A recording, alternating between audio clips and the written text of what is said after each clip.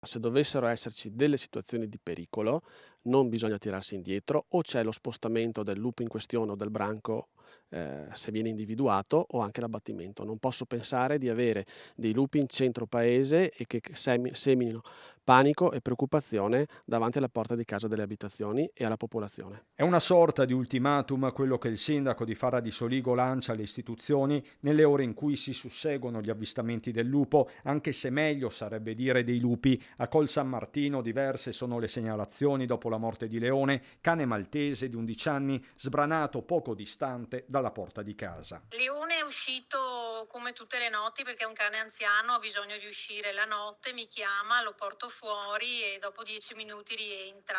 Ho visto che non rientrava, ho sentito qualche guaito e sono scesa e non ho trovato niente e ho cominciato le ricerche e poi verso le 9 del mattino ho trovato purtroppo i resti. Arianna Piazza torna così sulla lunga notte vissuta in via Callonga, in particolare sull'incontro ravvicinato con il lupo che le ha portato via Leone. Ho passato tutti i filari alla ricerca del cane, del mio cane, e io e mia figlia l'abbiamo visto a una ventina di metri da noi che stava scendendo verso il basso, era lì sì. Tante sono le case senza recinzioni in questo angolo di Marca, sullo sfondo le pianezze, da cui potrebbero essere scesi lupi, magari lungo le sponde del vicino torrente Raboso. Lo stesso sindaco ha emanato un avviso pubblico con una serie di raccomandazioni come quella di non tenere i rifiuti organici fuori di casa, non solo. Tenere i cani al guinzaglio se si va in passeggiata e di evitare appunto magari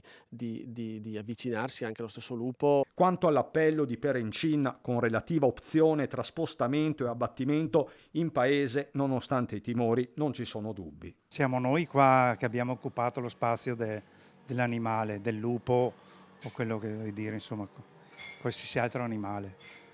Siamo noi gli ospiti. Spostati, sì, se riescono a spostarli, ok. Battuti no. Ammazzati no, a spostati e recuperati su non lo so, un posto, ma ammazzati no. Anche per loro l'ecosistema è cambiato e saranno venuti qua per qualche motivo. Quindi Non abbatterli. non abbatterli.